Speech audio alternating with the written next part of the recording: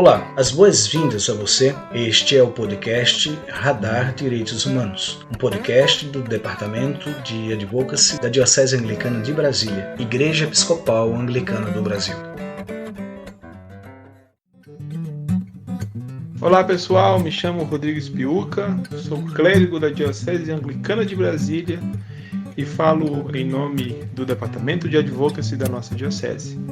Dou as boas-vindas a todas e a todos vocês para o nosso episódio do podcast Radar Direitos Humanos, onde teremos oportunidade de aprender um pouco mais e de conversar a respeito das relações entre a nossa Igreja Episcopal Anglicana do Brasil e os direitos humanos. Vou conversar com o Geraldo Magela Neto, que é reverendo da Diocese Anglicana de Brasília. Ele é o coordenador da Casa A Mais em Palmas, Tocantins. E o tema do nosso bate-papo é trabalho e educação das pessoas trans e travestis. Seja bem-vindo, Magela, ao podcast Radar Direitos Humanos. É uma alegria ter você aqui conosco. Mas a alegria nossa estar mais uma vez participando do podcast Direito Humano, uma ferramenta ali que nos ajuda a construir conteúdos e conteúdos de qualidade, conteúdos com assuntos verdadeiros e muito próximo aí da situação de cada comunidade, de cada território, de cada assunto e tema que é elaborado. Então, nós aqui só temos a agradecer esse convite e vamos conversar. A gente tem que conversar, construir conhecimento juntas. Exatamente. Construir juntas, essa é a esperança de todas nós. Magela, vamos começar falando sobre trabalho, né? O mundo do trabalho como um espaço de autoidentificação e de autorrealização do ser humano. O trabalho humano talvez seja a principal ferramenta de construção da identidade, assim como de construção dos meios de subsistência, dos meios de manutenção individual e dos núcleos familiares. Vivemos em uma sociedade em que o trabalho, nós podemos dizer, é obrigatório, não é? As pessoas precisam trabalhar para poderem alcançar os meios necessários à sua existência humana. Para as pessoas trans e para as travestis, o mundo do trabalho, ele é ou não é acolhedor? É um tema bastante reflexivo, inclusive o último post que nós fizemos ali no dia 28 de junho, no Dia Internacional do Orgulho LGBTQIA+, tratou justamente sobre esse assunto, né?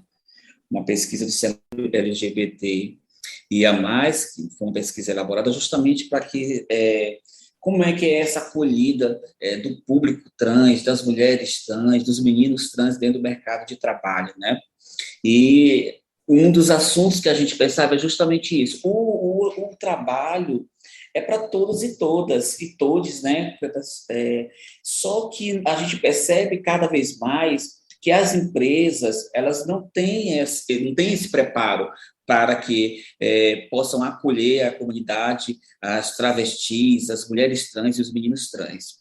Me parece que, não só como em todos os ambientes, mas principalmente no trabalho, que é o nosso tema de hoje, nosso assunto de hoje, quando você chega para uma ocupação, você é nivelado, né, ali ao seu currículo e ao seu gênero.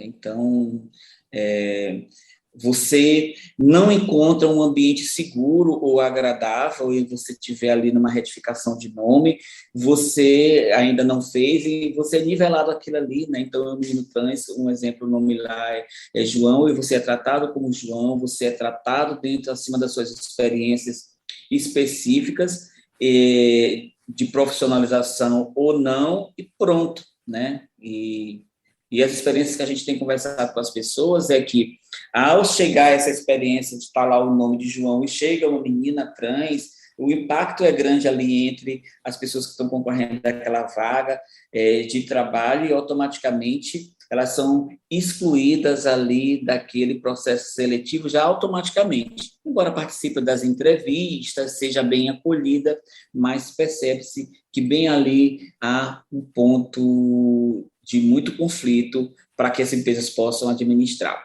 E além da perspectiva da triagem, né, vamos imaginar aqui que uma pessoa travesti, que é uma pessoa trans, consiga efetivamente integrar-se em uma vaga de emprego. Né?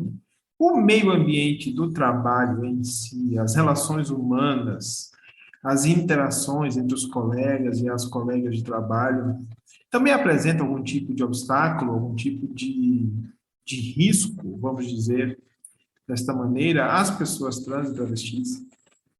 Acreditamos que sim. A gente tem dialogado com as pessoas os meninos trans, as meninas trans que estão aqui conosco, aqui na Casa Mais, e vão trazendo as suas experiências. Essas experiências estão ajudando a construir nosso fortalecimento.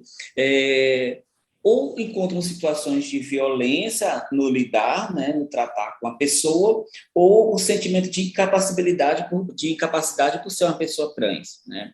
Então, chefes, ou até mesmo pessoas, colegas de trabalho, pela pessoa ser um homem trans ou uma menina trans, não atribuem confiança ali na capacidade técnica que a pessoa tem. E aí, quando não tem a capacidade técnica, mas tem a oportunidade de emprego para que lá dentro do emprego ele possa ter a capacitação, as pessoas nos relatam essas experiências que são indicadas para trabalhos que como se fosse dizendo assim, você não tem capacidade para isso, mas você pode fazer esse outro serviço aqui. Claro que essas palavras não são ditas com esse teor, mas as formas como as pessoas lidam, a chefia lidam, ou os cargos que as pessoas são ocupadas, embora o currículo, embora certificados, diplomas, comprovações da sua capacidade técnica, parece que a opção de ser um menino trans ou uma mulher trans os incapacita automaticamente para aquele cargo. Você vai sofrer violência. Como é que você vai... Vamos colocar no atendimento de uma recepcionista da nossa empresa, uma mulher trans. Como é que os nossos clientes vão atender você? Então, todos esses assuntos, esses temas, eles são travas para as pessoas. E quando elas nos trazem, que elas nos falam aqui, que elas contam isso, e para nós foi muito forte quando nós fizemos o Projeto Empodera Mais, a primeira versão do Projeto Empodera Mais, que trabalha essa questão de empregabilidade, capacitação técnica para a comunidade LGBTQIA+, o ambiente seguro sempre foi um dos assuntos mais questionados entre os participantes e as participantes. Então, a gente vê que é um tema que é ponto de dor, é ponto a ser vencido, mas também me parece, Rodrigo e ouvintes, que também falta um preparo ali dos empresários, uma capacitação, ou um diálogo, ou empresas que até mesmo poderíamos falar tivesse um selo ali da diversidade como um espaço e ambiente seguro, porque a pessoa que está ocupando aquele cargo, ou a pessoa que está ocupando aquele mercado, ela possa ir com segurança, né? E outras empresas se tomando, por exemplo, essa situação. Não sei, me parece que talvez estas sejam umas saídas, outras experiências não são propositais. Às vezes a empresa ela é tão inclusiva, que acaba excluindo ali ou querendo proteger a pessoa de uma situação, como as pessoas próprias dizem, vexatória pela sua condição de ser um menino ou uma menina trans. E a gente sabe que é um público que ele é empoderado, ele é capacitado, ele é da sua própria história, ele sabe ou ela sabe aonde quer chegar e não precisa de protetores e sim de apoiadores. Tu falaste ali do programa Empodera Mais. Eu conheço esse programa, tive a oportunidade de conhecer um pouco melhor e realmente uma atuação relevantíssima da Casa Mais em prol da inserção, né, das pessoas trans e travestis no mundo do trabalho. Mas poderia explicar um pouco melhor como funciona e quais as atividades do programa Empodera Mais? Na sua versão primeira do Empodera Mais, foi um apoio do escritório do NAIDS para que nós pudéssemos dar uma capacitação técnica e reforçar o empreendedorismo junto às comunidades, junto à comunidade LGBTQIA+, e também ali as comunidades que são... O objetivo desse projeto foi a capacitação técnica na área profissional de empreendedorismo, junto com a comunidade, junto com as pessoas que estão em situação de vulnerabilidade. E aí o público da Casa Mais, o público LGBTQIA+, e as mulheres, foram um dos públicos que foram impactados conosco. Isso é um projeto do UNAIDS, com apoio do UNAIDS, do escritório do UNAIDS, para que pudéssemos fazer a capacitação e promover o empreendedorismo entre essas pessoas. Primeiramente, foi feita uma pesquisa ali para que as pessoas que pudéssemos ver qual é a área que a gente poderia dar essa capacitação, e ali, entre as duas áreas, foi a área do artesanato e da beleza. Então, a maioria do público topou na beleza, e assim aconteceu. Essa primeira versão. E ali nós conseguimos capacitar ali as pessoas, 9 mulheres se formaram, entre mulheres trans. O projeto Empodera Mais foi um projeto promovido aqui pela Casa Mais em parceria com o UNAIDS. E o objetivo era a capacitação técnica e profissional das comunidades que estão em situação de maior vulnerabilidade. Aqui no Tocantins, nós impactamos diretamente a comunidade LGBTQIA+, e a participação ali intensa das mulheres trans. E o objetivo é capacitar essas pessoas para que elas pudessem ou ocupar uma vaga no mercado de trabalho ou até mesmo colocar os seus empreendimentos. E foi uma ação exitosa, porque de todo o público que participou, em sua grande maioria ali montaram seu próprio negócio, ou na área do atendimento próprio em casa ali, né? Porque esse curso, essa primeira edição foi na área da beleza, capacitação profissional na área da beleza, capacitação básica, e isso nos fortaleceu, isso nos incentivou cada vez mais a trazer para a comunidade novos cursos. Essa primeira edição, ela trouxe para nós, além da experiência da capacitação específica para esse público. Por que é específica? Porque a interseccionalidade que esse público ele encontra dificulta o acesso até mesmo da pessoa participar. Mas no Empodera Mais, nós conseguimos, através dos horários e das turmas, flexibilizar para aquelas pessoas, mesmo com as suas dificuldades, ou de horário, ou de atraso, conseguissem ter esse lugar seguro e chegar até a sua finalização, até a sua formatura no curso. Isso, para nós, foi uma grande experiência. E, além de tudo, pessoal, uma da maior experiência foi a integração, o relacionamento com as pessoas. Afinal de contas, quando a gente está falando em capacitação, nós estamos falando de capacitação das pessoas. E ali, nas aulas que aconteciam todas as segundas-feiras, era um momento em contarmos a história de cada um, né? As experiências, as dificuldades, e, ao mesmo tempo, ter esse contato direto com o mercado de trabalho. Porque o curso ele aconteceu dentro de um parceiro social, que é uma empresa, que no caso foi a Sete Cosméticos. Ela fechava o salão dela na segunda-feira, e esse público, e essas aulas aconteciam dentro do ambiente real, com a recepção, como é que se atende na recepção, a questão da coloração, como é que o material profissional e todas essas observações, todas essas formas foram tragas através das rodas de conversa, como ela dizendo, nossa, agora eu me sinto encorajada e capacitada a chegar em qualquer empresa e ocupar ali uma cadeira e conseguir atender as pessoas. Porque tem essa quebra do medo, né, de chegar e não saber como lidar com as coisas. E lá para as edições finais, os clientes, elas começaram a fazer estágios específicos ali e começaram a ter acesso direto às clientes. Então, para nós, foi um ponto extremamente positivo, que foi uma construção de relações e uma fortificação ali de cada pessoa. Sendo um programa de educação, foi possível vocês perceberem a importância desse instrumento, né, na emancipação pessoal e social. Se o curso Empodera Mais trouxe maiores, vamos reformulando, né? Se o curso Empodera Mais trouxe melhores oportunidades de trabalho, pelo menos uma conclusão nós podemos tirar, que a educação ela pode se configurar efetivamente como um degrau, né, que alcance as pessoas oportunidades de trabalho em melhores condições. E as pessoas trans e travestis na educação formal, Angela? A educação brasileira hoje é acolhedora para as pessoas trans e travestis? É um desafio muito grande na questão da educação. E é um tema que a gente precisa tratar. Também acredito que a Casa Mais, através das ações da Asas do Cerrado, é um campo que a gente precisa, né, aprofundar mais um pouco. Porque se a gente for fazer uma busca ali mais apurada, perto, a maioria das mulheres, a gente tem ali um gráfico que representa isso, as mulheres trans, sobretudo, abandonaram a escola. Abandonaram a escola por questão da discriminação, como no diálogo, na conversa.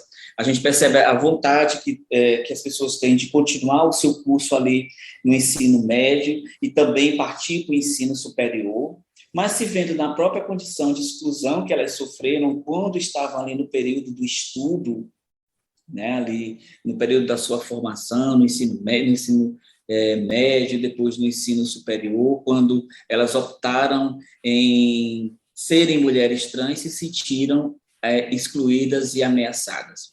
E isso, né, e frágeis economicamente.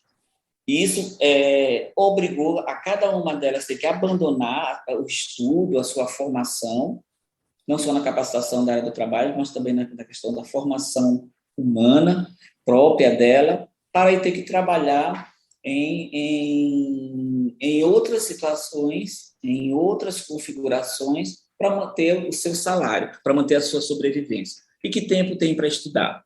As que atuam ali como profissionais do sexo, né, para fazer uma faculdade ou um colégio à noite, às 17 horas, como a gente sempre acompanha com as meninas, tem que chegar lá para estar organizando. E que tem tempo de estudar. Então, a pessoa passa a noite inteira ali tentando ter sua sobrevivência, no outro dia de manhã já acorda ali sem condição nenhuma do estudo. E também tantas outras configurações de trabalho que não permite que essas pessoas tenham acesso. E o próprio sistema não absorve com segurança, as escolas, elas não estão preparadas, elas não buscam uma preparação. Pode ser que tenha exemplos aí a nível de Brasil, que depois se alguém quiser fazer um comentário, a gente também quer conhecer. Que tenha, não. Aqui, reverendo, você está enganado. Tem a escola que tem esses exemplos, e esses exemplos nos servirão de inspiração, né, para também a gente buscar esse empoderamento da questão educacional das mulheres e dos meninos trans. Na última entrevista que a gente deu agora, o Rodrigo e o pessoal que está nos acompanhando, o Gabriel, que possivelmente depois topa conosco um podcast, ele conta a experiência que ele se inscreveu ali para aí a gente já volta um pouquinho ali no campo de trabalho, porque eu lembrei isso de agora, e ele ele inscreveu para um campo de trabalho, e ele nunca foi chamado, porque ele estava naquele período de transição, e aí quando ele finalizou esse período de transição, apagou todas as suas redes sociais, embora as redes sociais levavam ali para uma mudança, caminhamento de vista, foi que ele conseguiu um emprego, é que ele conseguiu agora voltar, e essa experiência, acredito que quando tu entrevistar ele, Rodrigo, ele vai trazer essa experiência para nós. Ele teve que se desconstruir de todas as suas fotos de Instagram, para que pudesse obter uma vaga de emprego, e com uma vaga de emprego, trabalhando, tenha condição de voltar e ali o campo de estudo e continuar seus estudos. Hoje ele está fotógrafo, né, e essa modificação que ele teve que fazer para incluir uma vaga, ele conta na experiência que a pessoa que fez a entrevista, ele só contou depois. Isso me impactou demais, porque não é bom ter essa experiência ali da inserção no mercado de trabalho, e aí a gente percebe que as escolas, né, não estão preparadas para uma capacitação, para promover o espaço seguro, para promover a educação. Porque se a pessoa não tem a paz, não tem um ambiente seguro, evidentemente ela não vai conseguir continuar ali a sua formação, a sua capacitação na área do estudo, quer seja ela no estudo integral dela, mas também na capacitação profissional. Então, há sim que a gente conversar sobre educação, trazer modelos que já existem por aí em outros estados, para que a gente possa se inspirar e dialogar sobre isso. Então, a gente considera que não há o preparo de universidades e de escolas. Dá certo quando a pessoa que está nesse campo de estudo, que está empoderada, tanto da sua capacidade política, e ela vai lá, busca seu direito, né? E aí, quando ela busca seu direito, ou ela é tratada como a pessoa, entre aspas, chata, ou e não vamos atender porque é só a pessoa que faz confusão, e, na verdade, a gente está buscando ali um espaço de equidade, e buscando seus direitos que a cada vez mais as meninas trans, as mulheres trans estão buscando. Magela, e para encerrarmos nosso bate-papo hoje, qual deve ser o papel que as instituições religiosas podem desempenhar para a promoção e para o avanço dos direitos ao trabalho, dos direitos à educação das pessoas trans e das travestis? Nós, enquanto instituições religiosas, nós devemos promover espaços seguros. Além de promover esses espaços seguros, é promover o diálogo, promover que as pessoas possam realmente ter as suas experiências, ter a sua conversa e ter a sua segurança. Muitas vezes, reverendo Rodrigo, muitas vezes ouvinte, o fato de sermos ali religiosos, né, pastores ou reverendos, as pessoas sentem tanta dor pelas experiências que já passaram que até impossibilita-nos da gente promover algo sem que elas tenham desconfiança se nós estamos ali promovendo uma conversão religiosa da pessoa e não um espaço de segurança. Aí fica o convite para todas as nossas comunidades, sobretudo anglicanas, que é o espaço em que a gente fala, de ter essa abertura, né, de promover esse diálogo, de ser espaço seguro. Não só o diálogo na parte da oração ou da espiritualidade, mas que nossos templos, que os nossos centros sociais sejam lugares seguros para essa comunidade, sejam lugares de formação. Nós sabemos aí que as igrejas espalhadas no mundo inteiro, com diversas estruturas, né, que possam ter essa abertura de acolhida. Acho que tudo muda quando a gente acolhe. Porque quando a pessoa se sente acolhida, ela se sente segura dentro do espaço religioso, ela se sente com essa segurança de mãos, ela consegue tomar ali o caminho que melhor para ela, o que melhor para a família, para a construção social dela, ela possa tomar. E o nosso papel é esse, é de estar lado a lado com essas pessoas, lado a lado, sabe? Sem querermos colocar elas dentro dos padrões que cada igreja ou que cada religião coloca, mas trazer ela para dentro desse ambiente seguro para a tomada de decisões, seguro para continuar um caminho, um processo único em direção ao único ideal, que é manter a saúde mental, a saúde integral e educacional dessa pessoa. Acredito que esse seja o nosso papel, a gente tem tentado desempenhar aqui enquanto Casavais, enquanto missão do Cristo Redentor, né? As experiências religiosas que nós vivenciamos aqui, que as pessoas dizem, não, reverendo, eu quero participar, são elas mesmas se sentem seguras e vêm participar. Nosso último arraiá, que aconteceu agora no dia 29, nós tivemos ali a participação das meninas trans que puderam ali participar do arraiá e ao mesmo tempo da celebração.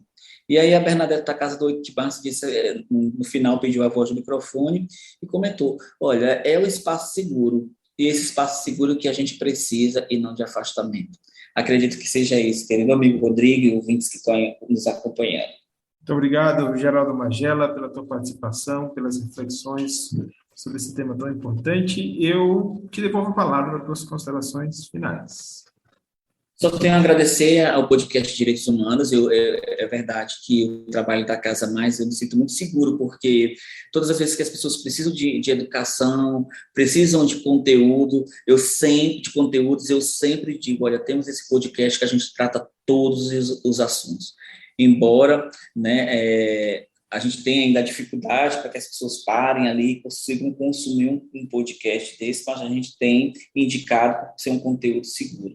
Então, reforço o trabalho do Departamento, né, de Advocacy da Diocese Anglicana como lugar seguro, que a gente possa compartilhar cada vez mais esse podcast, para que mais e mais pessoas possam aprofundar seu conhecimento. Meu muito obrigado, reverendo Rodrigo, a Diocese, e a todos vocês que acompanham esse podcast. com mais essa minha participação aqui. Muito obrigado. Mais uma vez, nós que agradecemos a tua disponibilidade. Eu sou o Rodrigo Spiuca, vocês estão ouvindo o Radar Direitos Humanos e nós conversamos hoje com Geraldo Magela Neto, clérigo da Diocese Anglicana de Brasília, coordenador da Casa A Mais, lotado em Palmas, Tocantins. Fiquem com o nosso abraço e até o nosso próximo encontro. E é isso por hoje, pessoal. Fiquemos na paz e até a semana que vem. Este foi o podcast Radar Direitos Humanos, da Diocese Anglicana de Brasília, Igreja Episcopal Anglicana do Brasil. Produção e apresentação, Reverendo Rodrigo Spiuca. Edição do Reverendo Isaías Torquato e direção-geral do Bispo Maurício Andrade. Se você quiser entrar em contato conosco, você pode nos encontrar pelas mídias sociais, no Spotify, no Google Podcast e no agregador de podcast de sua preferência. E pelo telefone 61 3443 4305 e pela hashtag Radar Direitos Humanos. Até o nosso próximo encontro.